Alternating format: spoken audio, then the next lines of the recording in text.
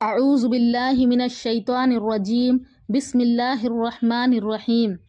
آج ہم دوسرے پارے میں رکوع نمبر 11 کی 221 نمبر آیات دیکھیں گے کہ ان آیتوں میں اللہ تبارک و تعالیٰ نے کس چیز کا ارشاد فرمایا ہے کہ وَلَا تَنْكِحُوا الْمُشْرِكَاتِ۔ اللہ تعالیٰ کا ارشاد ہے وَلَا تَنْكِحُوا کہ تم نکاح مت کرو المشرکاتی مشرک عورتوں سے حتیٰ یؤمننا یہاں تک کہ وہ ایمان لے آئیں، ولا امۃ مومنۃ اور البتہ اللہ تعالیٰ فرما رہا ہے کہ مشرک عورت سے نکاح نہ کرو، اور مشرک عورت سے بہتر تمہارے لیے کیا ہے؟ مومن باندی ہے۔ ولا امۃ مومنۃ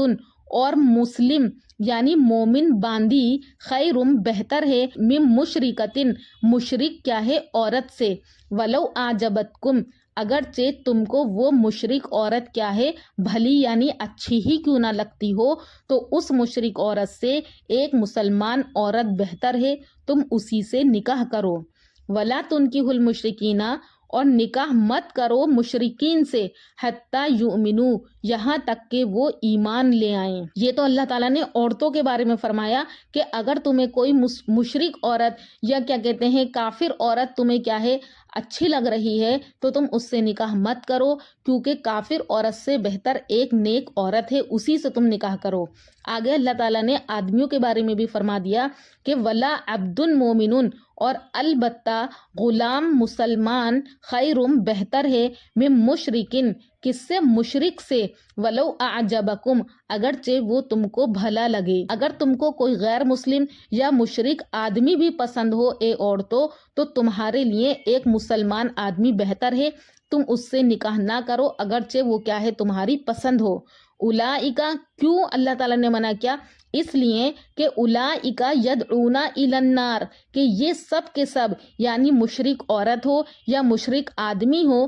یہ سب کے سب یدعون بلاتے ہیں الی النار دوزخ کی طرف، یعنی یہ تم کو کس کی طرف؟ دوزخ کی طرف لے جائیں گے۔ اور اللہ تعالیٰ جو کہ تم کو مسلمان لوگوں سے نکاح کرنے کا حکم دے رہا ہے تو واللہ یدعو اور اللہ تعالیٰ تم کو بلاتا ہے الی الجنتی جنت کی طرف، والمغفرتی اور مغفرت کی طرف، بِإِذْنِهِ اپنے حکم سے، بِإِذْنِهِ اپنے حکم سے، وَيُبَيِّنُ اور اللہ تبارک و تعالیٰ بتلاتا ہے کھول کھول کر بیان کرتا ہے آیاتہ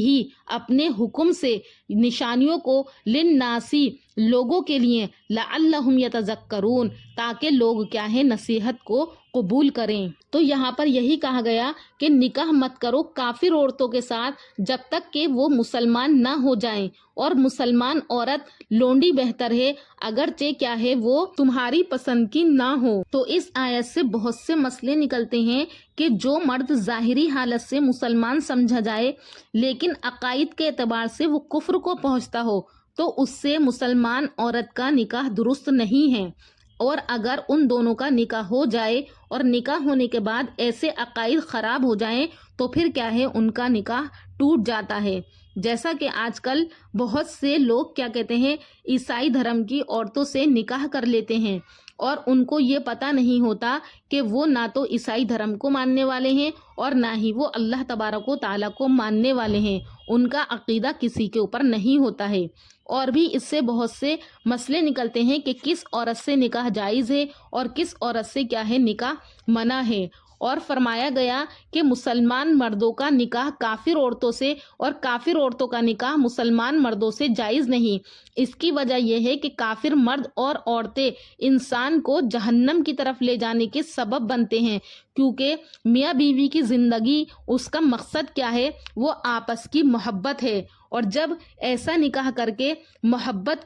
اس کا مقصد پورا نہ ہو تو پھر ایسا نکاح کرنے سے فائدہ ہی کیا ہے؟ حضرت عمر فاروق رضی اللہ تعالیٰ عنہ کے زمانے میں اہل کتاب یہود و نصارہ کی عورتوں سے مسلمان مردوں کا نکاح کیا کہتے ہیں بہت زیادہ ہونے لگا تھا، تو اس وقت کیا ہے اس وقت نبی کریم صلی اللہ علیہ وسلم نے فرمایا کہ مسلمان کو اپنے نکاح کے لیے صرف دیندار عورت سے کیا ہے شادی کرنا چاہیے تاکہ خود اس کے لیے بھی دین میں مدد ثابت ہو اور اس کی اولاد کو بھی دیندار ہونے کا موقع ملے۔ یہی وجہ وجہ تھی کہ جب حضرت فاروق اعظم کو خبر پہنچی کہ عراق اور شام کے مسلمانوں میں کچھ ایسی